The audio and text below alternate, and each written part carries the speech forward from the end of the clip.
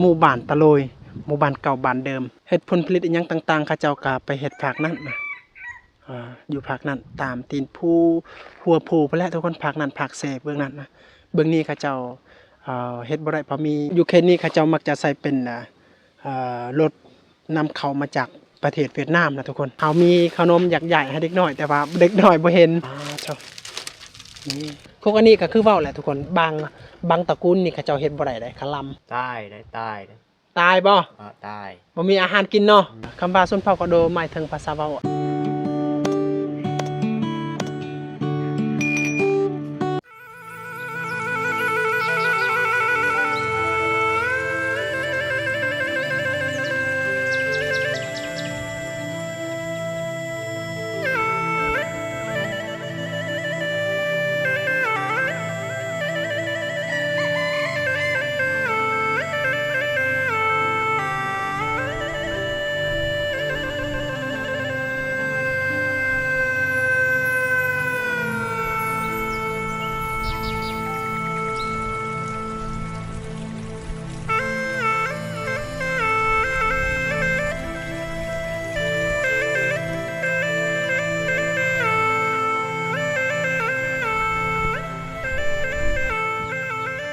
กับทักทายสบายดีพ่อแม่พี่น้อง FC เบิร์สุขุสุคน FC ไม่ FC เก่านะที่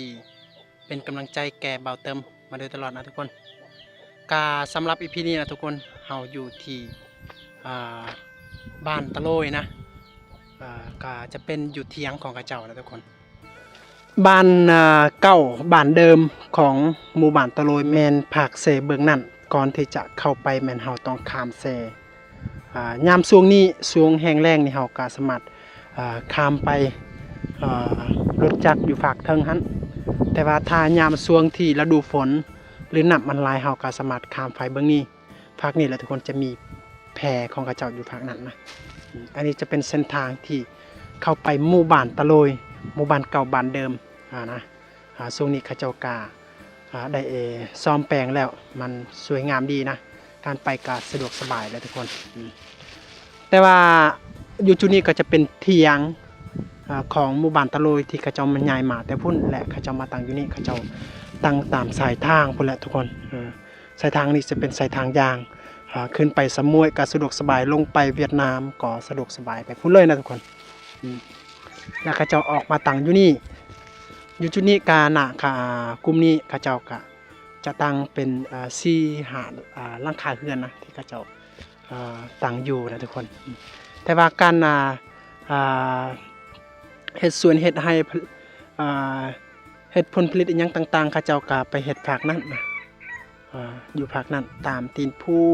หัวภูพุ่นแหละทุกคนภาคนั้นภาคเสเบื้องนั้นนะเบื้องนี้เขาเจ้าเฮ็ดบ่ได้เพราะมีขอบเขตของบ้านตุ้มมวยเป็นผู้เจ้าของแต่ว่าเฮ็ดได้อยู่แต่ว่าเฮ็ดแค่น้อยๆนะทุกคนเดี๋ยวนี้เฮาบ่ได้ขึ้นภูขึ้นผาเข้าป่าเข้าดงนะทุกคนบ่ได้เข้าสวนเข้าให้นะเป้าหมายมื้อนี้ก็คิดว่าสิไปบูรพาแต่ว่าเนื่องจากมีอุปสรรคก็เลยเฮาก็บ่ได้ไปเฮาก็อยู่บ้านคือเก่าแหละทุกคนก็เลยเฮาอยากอัปเดตบรรยากาศภาคตอนให้ FC ได้เบิ่งได้ชมนะก็เฮาอยู่ที่เฮือนของเขาเจ้านี่เฮาอัปเดตบรรยากาศของบ้านตะโลยที่เขาเจ้าอยู่เถียงได้นี่จะเป็นเฮือนแบบดังเดิมนะอันนี้จะเป็นเฮือนที่เขาเจ้ากำลังสร้างใหม่ๆนะเงินที่เขาเจ้าได้มาก็คือเงินที่เขาเจ้าขายมันนะหรือว่าบางคนก็บางทีอาจจะเขาเจ้าไปทำงานก็มีได้ทุกคนเลยเขาเจ้าก็เก็บเงินออมไว้เพื่ออยากสร้างเฮือนนะอันนี้จะเป็นเพิ่นสร้างเองได้ตามที่เฮาฮู้มาเพิ่นสร้างเองบ่ได้จ้างเขาเนื่องจากว่าบ่มีงบประมาณนะและกระเบื้องหลังคาที่เพิ่นใส่ก็จะเป็นกระเบื้องเวียดนามได้นี่จะเป็นกระเบื้องขาวเนี่ยทุกคนส่วนหลายอยู่เขตนี้เขาเจ้ามักจะใส่กระเบื้องอันนี้แหละทุกคนมีหน่อยครอบครัวที่ชาวบ้านเขาเจ้าใส่เป็นกระเบื้องแดงกระเบื้องไทยนั่นแหละทุกคนมีหน่อยครอบครัวเนื่องจากว่ากระเบื้องนั้นเป็นกระเบื้องเขาเจ้าถือว่าแพงหลายราคานะแต่ว่ากระเบื้องนี้ทั้งยาวและกว้างแต่ว่าราคามันถึกๆก็เลยชาวบ้านเขาเจ้านิยมใส่กระเบื้องอันนี้แหละทุกคน นี่ราคาก็น่าจะประมาณตัวมันยาวนี่เดียวนี่ก็ราคาปัจจุบันนี้ก็100,000เงินดงได้น่าจะประมาณ80เงินกีบนะเงินบาทก็น่าจะประมาณ100ปลาย100อยู่เคสนี้เขาเจ้ามักจะใส่เป็นรถนำเข้ามาจากประเทศเวียดนามนะทุกคนนี่นะบ่ว่าจะเป็นรถจักรใหญ่หรือว่าจักร150นะเขาเจ้ามักจะนำเข้ามาจากประเทศเวียดนามเพราะว่าที่ประเทศเวียดนามนี่รถเนาะค่อนข้างราคามันถูกเลยทุกคนนี่เลยนี่แหละ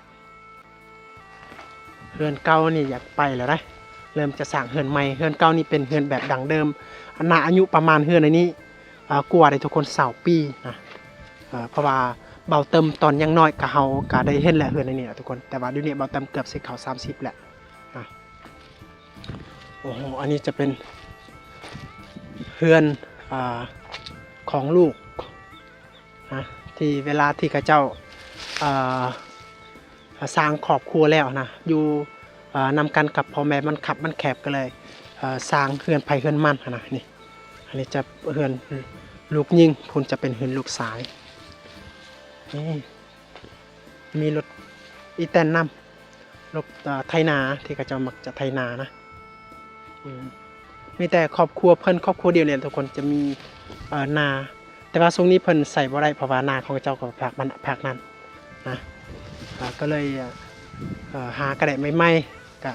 ตอนนั้นกับเพิ่นก็ขุดเอานั่นแหละบรรยากาศแบบดังเดิมนะทุกคนอันนี้จะเป็นเฮือนครัวได้เฮือนครัวของข้าเจ้าเดี๋ยวนี้ก็ชาวบ้านข้าเจ้าไปให้ไปสวนยังบ่ทันกลับนะเพราะว่าบรรยากาศในมื้อนี้นะ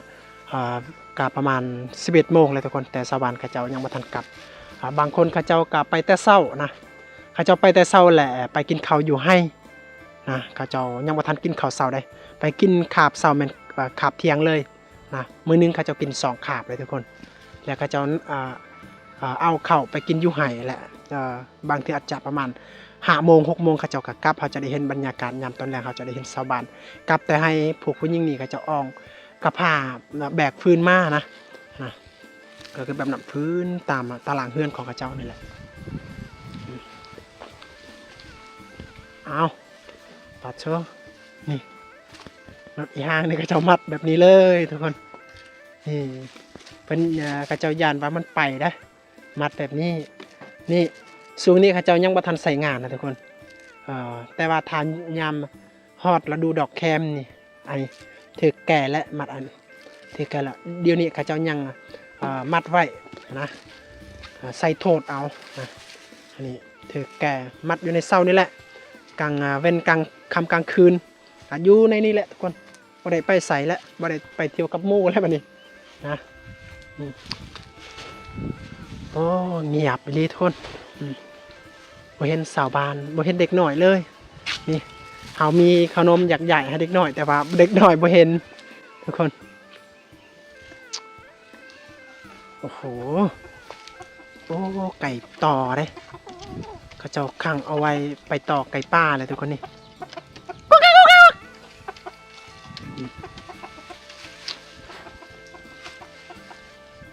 บรรยากาศที่เงียบสงบดีเลยทุกคนเขาจะไม่ได้ยินเสียงรบกวนเลย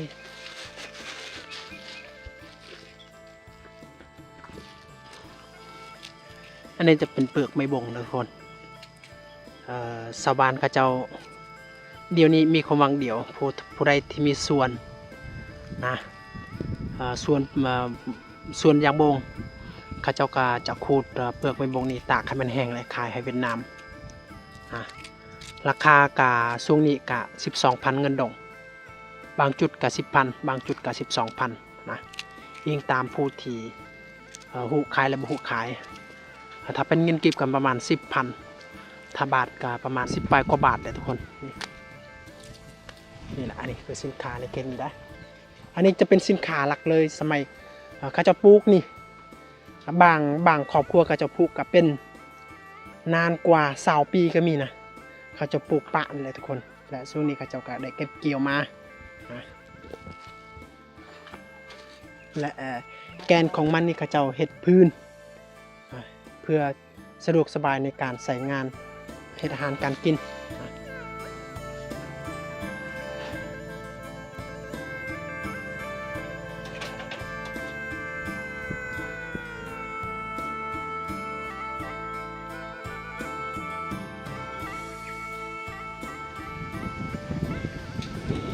อันนี้จะเป็นเหล่าข้าว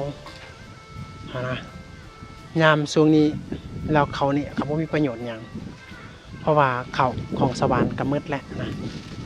แต่ว่ายามช่วงที่ช่วงเก็บเกี่ยวเหล่าเขานี่ก็จะมีประโยชน์นะแต่ว่าบ่ฮู้ว่าปีหน้านี่เหล่าเขานี่เขาจะได้ใส่หรือบ่ก็ยังบ่ฮู้เพราะว่าตามที่เฮาได้สังเกตเบิ่งเพราะว่าปีนี้จะเป็นปีแห้งแล้งทุกคนเฮ็ดให้เข้าของชาวบ้านที่เขาเจ้าปลูกป่านะมันบ่เกิดนะนี่ผ้าอ้อมผ้าแอมนี่เขาเจ้าใส่เป็นไม้พุงไม้พางเลยทุกคนมาใส่นี่เมื่อบ่มีเขาแล้วปวกคืนอาศัยนั่นแหละทุกคนตาเจ้านี่บ่มีหยังเลยเกียงอองตองแองแตงแหละนี่บ่มีหยังมีแต่ว่าเวลาเขาเจ้าต้องการเข้ากินแมนไปทำงานและสื่ออาหารการกินประมาณนี้เลยทุกคน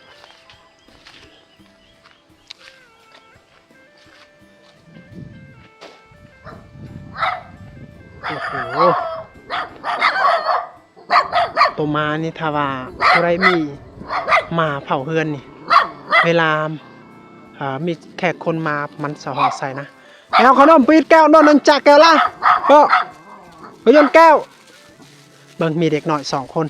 หาสิยายแค่นมให้ทุกคนเพราะอันนี้จะซื้อให้พวกเด็กหน่อยเขาเจ้าอย่าป้อห่อหนอกแก้วอย่าป้อปีดเด้อเบิ่งเขาเจ้าแลนมาแล้วปะนี่เอาเดี๋ยวมันมาก่อยนะโอเคเอาอย่าป้อไม่ไล่โอเคจะใหญ่ขนมให้เด็กหน่อยก่อนข้าเจ้าดีใจอย่าโอเคทำไมมาอ้ำไหมมาไปได้นั่งได้ย่าจนพ่อแม่ข้าเจ้าไปให้ไปสวนยังแต่ข้าเจ้าผู้เดียวอันนี้จะเป็นเฮือนเพิ่นอยากสร้างใหม่อันนี้จะเป็นเฮือนที่ข้าเจ้าอาศัยเดียวนี้นะทุกคนนี่โอ้เฮือนซานบ้านซองตาดูดิบ่มียังเลยเพราะว่าเขาจะลงทุนกับเพื่อนอันนี้แหละทุกคน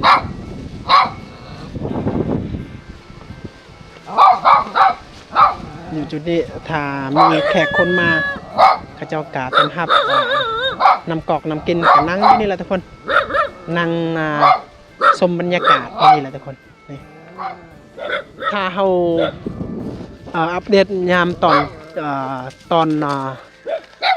นเช้าแหละตอนแรงเราจะได้เห็นชาวบ้านหรือว่ามีเด็กน้อยแต่ว่าเดี๋ยวนี้เราอัปเดตตอนเที่ยงนี่เราจับบ่เห็นเราจะได้เห็นชาวบ้านในเฮือนของชาวบ้านกระเจ้าอัดมืดนะอัดประตูมืดบ่มีคนอยู่นะนี่บ่มีพายุแหละแต่ว่าประตูของเจ้าที่เขาเจ้าอัดนี่นะทุกคนกาบ่แม่นว่าเขาเจ้าอัดให้ยานว่าคนขึ้นแต่ว่ายานว่าสัตว์เลี้ยงเขาเจ้าขึ้นนะถ้าว่ายานคนนี่ต้องมีกระแจล็อกไว้นะอันนี้ค่ะเปิดปิดได้สบายนะนี่เปิดปิดได้สบายนะคนนี่ป้องกันบ่ได้แต่ป้องกันตัวหมาบ่หรือว่าไก่นะประมาณนี้เลยทุกคนอันนี้จะเป็นเฮือนแบบดังเดิมตอนสมัยแต่กี้นะมันก็เป็นแบบนี้แหละแต่ว่าสิ่งที่ทันสมัยก็คือหลังคาถ้าบ่เฮาได้เห็นนะหลังคาของเจ้าก็จะเป็นหญ้าคาหรือใบบุญที่เขาเจ้าหมกนะทุกคนแต่ว่ากะเดี๋ยวนี้ใบบุญก็บ่มีแล้วเฮาบ่เห็นแล้วแต่เป็นกระเบื้องแต่ว่ากระเบื้องนี่เบิ่งนี่มันดำหมดแล้วดำหมดจนว่ากระเบื้องนี้กะลายปีลายฟ้าน่าจะประมาณ20 กว่าปีแล้วทุกคนยังใส่ได้ ถ้ายามฉุกเฉินก็ใส่อยู่แต่ว่าโคกนี่มันขาดและมันเพและเขาเจ้าก็เอากระสังกะสีมาเฮ็ดแบบนี้นะทุกคนเนี่ยจะเป็นโคกดังเดิมสมัยโบราณโคกอันนี้ก็คือเว้าแหละทุกคนบางตระกูลนี่เขาเจ้าเฮ็ดบ่ได้คลำนะแต่บางตระกูลก็เฮ็ดได้บ่เป็นหยังแต่ว่าซื้อได้แต่ว่าเฮ็ดได้บ่ได้บางตระกูลนะบางเสื้อสายอ้ายน้องเฮ็ดบ่ได้อันนี้จะเป็นขอกไก่นี่ขอกไก่ในชนบทก็ประมาณนี้แหละทุกคนเฮ็ดตามมีตามเกิดเลยนี่ก็สังกะสีโตมันเก่าเอาไว้ก็ยังใส่อยู่แต่ว่าบางสถานที่ก็เจ้าก็ขายนะแต่ว่าเพิ่นนี่ก็ยังใส่อยู่ยังใส่เป็นประโยชน์เห็ดขอกไก่ยังต่างๆประมาณนี้เลยทุกคนไก่น่าจะหลายอยู่นะบรรยากาศเย็นนี่เลยนะทุกคนเวลาแดดเวลาร้อนสมัดไปมัดมัดเปแถวนี้นอนนะแต่ว่าเสียดายที่เขาเจ้าผูกงัวผูกควายไว้แบบนี้แหละเขาก็จะนอนเขาจะมันเปื้อนเขาจะกินขี่ควายขี่ยังต่างๆกับมันขี้เดียดนะแต่ว่าถ้าเขาเจ้าบ่มัดนี่เขาสามารถไปใส่ชีวิตแบบนี้ได้นั่งอยู่นี่พักนี่ทุกคนยามห่อนแบบนี้แหละทุกคน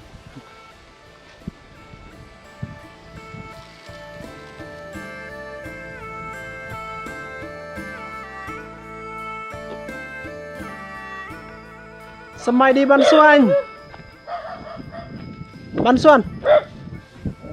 นี่มาอมตะนางพักผ่อนเป็นอะไรช่วงนี้ให้ชวนเข้าดีอยู่ว่าตราโดยรังเนี่ยรังโอ้มาสบายมาจ้าเป็นไงตายบ่ตายบ่มีอาหารกินเนาะอาหารกินผมมีอาหาร บ่มีอาหารข้าวเหนียวข้าวเจ้าแล้วเนี่ยตายข้าวเหนียวข้าวเจ้าแล้วเนี่ยตายแล้ววะ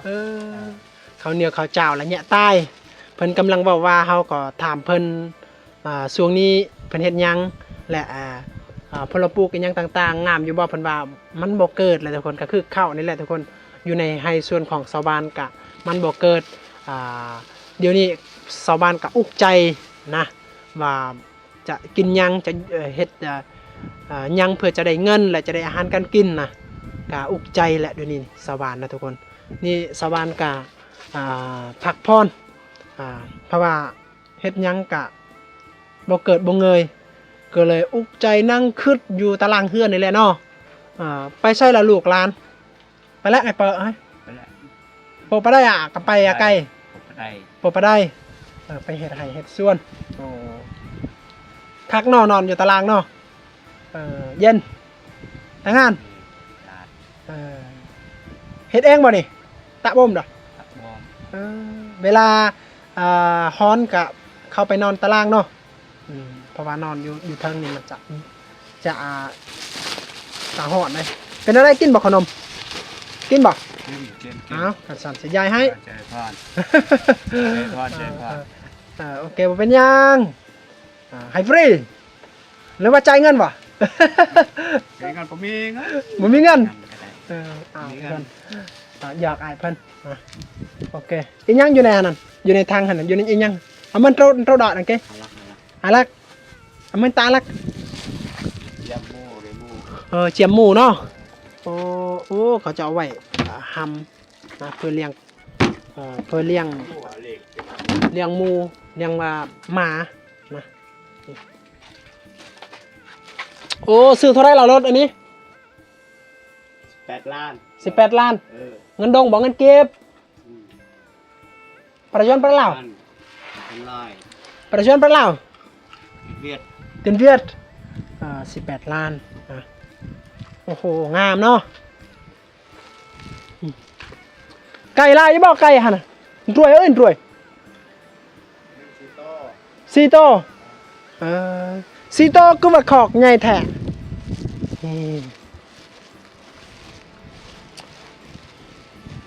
เพิ่นกำลังเฮ็ดจุดที่เอาไว้พื้นนะทุกคนเพราะว่าเพิ่นบ่อยากเอาไว้อยู่ในตารางเฮ็ดจุดเอาไว้พื้นอยู่ข้างนอกนะและเอาสังกะสีโตมันเก่าหั่นแหละทุกคนโตที่เฮามึงเฮือนบ่ได้เขาเจ้าก็เอาไว้มุงก็คือแบบมีเอาไว้มุงหลังคาของคอกไก่หรือว่าหลังคาอยากก็เอาไว้พื้นนะนี่บ่อนใดก็มีพื้นหมดนะเพราะว่าอยู่เขตนี้ก็จะบ่ใส่ฐานใส่พื้นเอาตัดเป็นท่อนเป็นท่อนเพราะว่ามันมีกองขี้ไฟอยู่ทางเฮือนนะทุกคนบ่แม่นว่าคืออยู่ในเขตนอกหรือว่าเขตในเมืองก็เจ้าจะใส่ไฟฟ้าอย่างต่างๆอยู่นี่ก็เจ้าเฮ็ดอาหารการกินนี่จะบ่เสียไฟฟ้าได้เสียแต่พื้นนี่แหละทุกคนสอกหานะ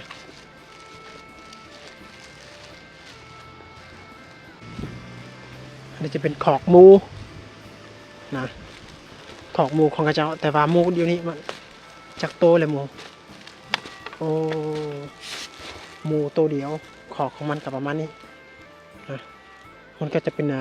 หลังคาเวลาฝนตกก็ให้หมูไปพักอยู่ในหันนะเนี่ยอยู่พุ่นก็จะเป็นห้องน้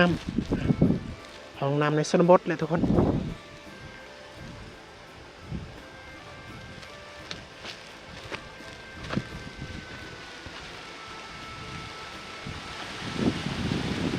ถ้าเฮาไปยามตอนเช้าและตอนแลงก็เฮาจะได้เห็นชาวบ้านยังอยู่เฮือนนะแต่ว่าเฮาไปตอนเที่ยงนี่บางคนก็ยังบ่ทันกลับแต่ให้เลยทุกคนก็เลยเฮาจะบ่ได้เห็นชาวบ้านเห็นแต่เฮือนที่เขาเจ้าอัดไว้นะก็บรรยากาศกับมันเงียบๆแหละทุกคนนะอยู่กลุ่มนี้จะเป็นกลุ่มชนเผ่ากระโดงนะภาษาเว้ากันโดงกีนะทุกคนคำว่าชนเผ่ากระโดหมายถึงภาษาเว้าโดงกีนะภาษาปะโกหมายถึงคนเนี่ยก็มันบ่แตกต่างกันหยังเว้ากับพอเข้าใจกันนะทุกคนอยู่นี่จะเป็นกลุ่มเสื้อสายอ้ายน้องเดียวกันอาศัยอยู่นำกันได้แต่ว่าอาศัยตามดินไผดินมันส่วนไผส่วนมันอันนี้จะเป็นเฮือนครัวทุกคนเฮือนครัวเฮือนเฮ็ดอาหารกันกินอีหยังต่างๆก็แม่นอยู่นี่นะแต่พุ่นจะเป็นเฮือนที่หลังใหม่เฮ็ดใหม่และถ้ามีแขกคนมาก็นอนอยู่พุ่นตอนรับอยู่พุ่นนะเมื่อวานนี้จะมีไฟฟ้านะทุกคนแต่บ่มีหลักสัญญาณ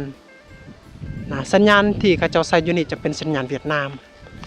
นะบ่ว่าจะเป็นสัญญาณโทรบ่หรือว่าสัญญาณเน็ตใช้เป็นสัญญาณเวียดนามสัญญาณเอาแต่พูนแต่อาเซยบ่ใส่อยู่นี่แหละทุกคนแต่ว่าแห้งเพราะว่าเวลาที่เฮาไปอัปเดตคลิปนี่มักไปอัปเดตอยู่นี่หรือว่าไปติดต่อสื่อสารก็มักไปติดต่ออยู่นี่นะทุกคนได้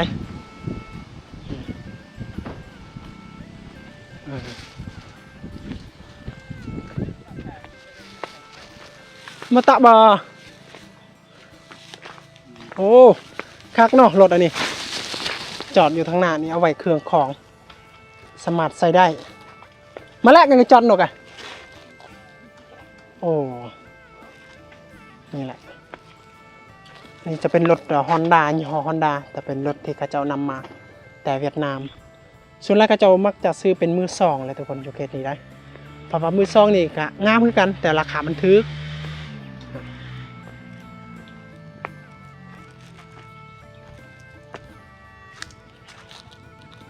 นำสะดวกสบายแต่ว่าช่วงนี้กะมันขาดแน่จักหน่อยย้ำตอนแรงตอนเช้าก็มีช่วงตอนเที่ยงนี่เขาเจ้าอัดไว้ป้องกันประหยัดแต่ว่าบ่ได้เสียค่าแต่ประหยัดเพื่อยันว่าถ้าเฮาเปิดตลอดมันเวลาเฮาใส่จำเป็นมันขาดแคลนนะก็เลยเขาเจ้าก็ประหยัดไว้โอเคทุกคนอันนี้จะเป็นคลิปบรรยากาศหมู่บ้านตะโลยที่เขาเจ้าอาศัยอยู่ในเทียงนะกับบ่แม่นว่าบ้านตะโลยเก่าและบ้านตะโลยใหม่กับบ่แม่นแต่ว่าเป็นเทียงของเขาเจ้าบ้านตะโลยเก่าบ้านเดิมมันอยู่พุ่นอยู่ภาคนั้น อยู่ภาคเซภาคนั้นนะตัวเวลาเขาไปเฮาต้องข้ามเซนะแต่อันนี้จะเป็นเทียงของเขาเจ้าที่เขาเจ้าอาศัยกะหลายปีหลายฟ้าแล้วทุกคนก็น่าจะประมาณ40กว่าปีแหละทุกคนเขาเจ้าอาศัยอยู่นี่ได้ก็อยู่กลุ่มนี้ก็ประมาณ4 5หลังคาเรือนจะเป็นเสื้อสายเดียวกันที่อาศัยอยู่นำกันได้นะแต่ว่าช่วงนี้ชาวบ้านเขาเจ้าไปให้ไปส่วนเลยทุกคนก็เลยบ่ได้เห็นบรรยากาศเลยบ่ได้ทำไทยชาวบ้านแต่ว่าบรรยากาศก็เงียบสงบดีได้ผมมีเสียงรบกวนเลยนะทุกคนและเด็กหน่อยก็บ่เห็นก็มีอยู่แต่ว่าเด็กหน่อยเขาเจ้าก็จักเขาเจ้าไปใส่นะทุกคนบางเทื่อเขาเจ้าก็ยังนอนอยู่เฮือนแหละทุกคนนี่แหละบรรยากาศก็ประมาณนี้เลยทุกคนก็สำหรับอีพีนี้ก็เอาสำนี้ก่อนทุกคนก็ฟังว่าเฮาก็ได้แบ่งปันบรรยากาศเล็กๆน้อยๆให้แก่พ่อแม่พี่น้อง FC ที่กำลังติดตามและรับชมนะทั้งวันว่าคลิปสั้นๆนะทุกคนก็เฮาก็หวังว่าเฮาจะได้แบ่งปันบรรยากาศและความสุขให้แก่พี่น้องที่ได้เบิ่งในชมคลิปนี้นะ